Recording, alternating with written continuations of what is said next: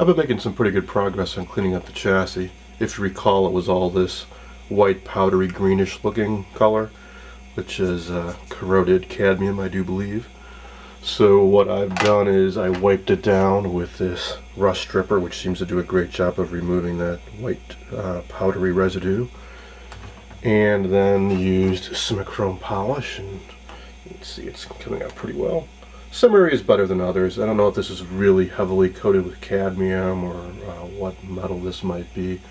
Some areas polish up pretty well, some not so much, like up here it's kind of dull. But anything is better than that corrosion. Check out the back of this speaker. This is, I think, the worst part of the entire set.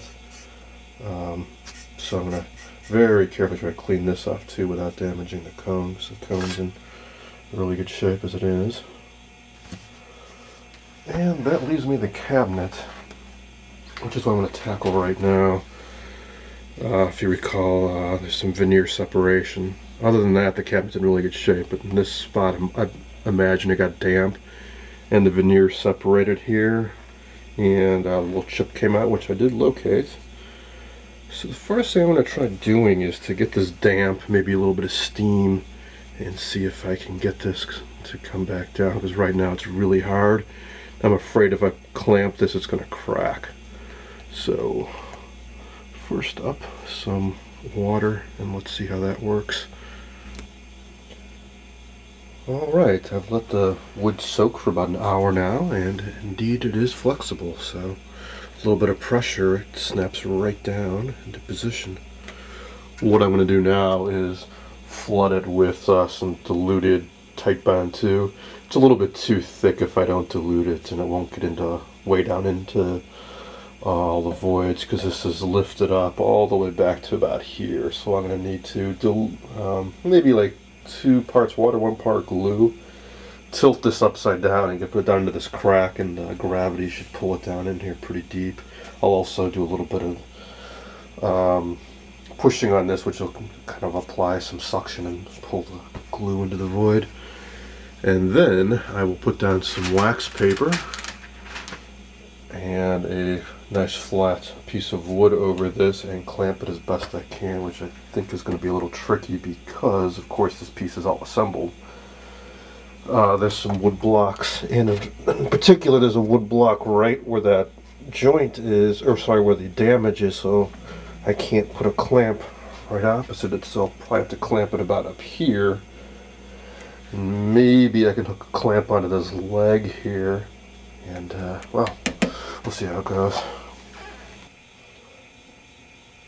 Well, it turned out that I just couldn't possibly get any C-clamps on the right area, so what I did is flooded this up with my diluted glue. I put on the wax paper, put on my board, and then stacked on to the biggest transformers I've got. So it's about 30 or 40 pounds, and seems to be compressing it quite well. I don't see any gaps in there, so I'll check on it periodically and keep my fingers crossed, and hopefully that seam will tighten right up. Here we are about 5 hours later, and things are looking really good. This glued down nice and tight, no bubbles, the seam closed up nicely. I can't pull it apart, so I think this will come out just fine. I'm going to let it dry overnight because I expect the wood will shrink a little bit further, and then I'll replace that chipped out piece of veneer. In case you're wondering why I left the old finish on, well, it offers protection to the veneer. If I'm going to be doing any gluing, clamping, repairs like this, I like to leave the old finish on while I do it. And once this all dries up, I will be stripping this and sanding it down, and I hope that this will become invisible. I'll pick up tomorrow and we'll see how that chip comes out. Here we are the following morning, and everything is dried nicely. However, the wood didn't shrink quite as much as I thought. The base material underneath the veneer is sort of a plywood, and when it got damp, initially it swelled up a little bit, and when I put more dampness on and glue, it probably swelled a little bit more. So what I've simply done is take a small block plane to trim up that overhanging lip And then I'll sand this down and stain it, and it'll look like the other areas where it's a bit darker, which just leaves the chip. Fits in nicely, so all I'm gonna do is take a brush, some more Titebond 2, and glue it in, and then put some weight on it. Once that dries, time to strip the old finish off. My little chipped out piece of veneer is glued up nicely, so I've moved on to removing the old finish. If you recall, the front of this is in really good shape with the nice decals and so on, and I do not want to have to refinish this. And I also don't want to damage it while stripping. I got a little bit lucky in that regard because there's a clear demarcation between the front and the body. There was a bit of a lip here, so I'm only going to be doing this surface, not this. Which is similar to the last project I did, the Admiral 24C16, where I just refinished the top without the sides.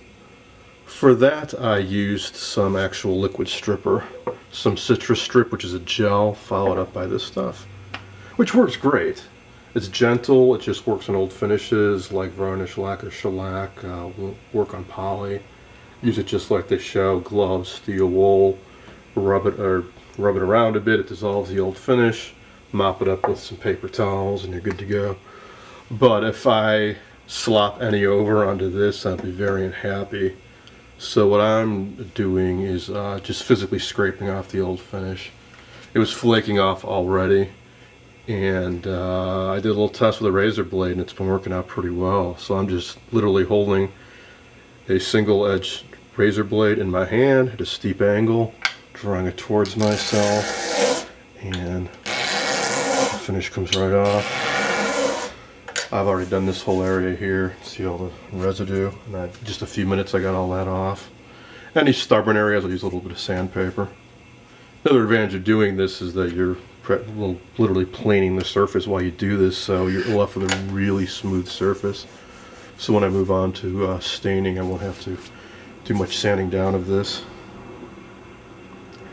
Another way to do it is to take a hardened piece of steel with a nice straight edge and a honing stone, sharpen it off, and same deal, hold it at a fairly steep angle and draw it towards yourself. What you don't want to do is take a scraper and go away from yourself at a shallow angle, because you're going to dive into the wood and put gouges into it. Always a steep angle, drawing it towards yourself.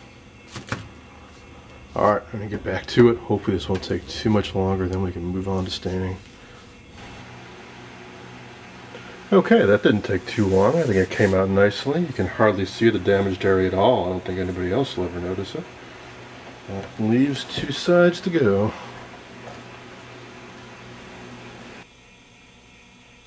I took a little break from stripping off that old finish to tackle the speaker.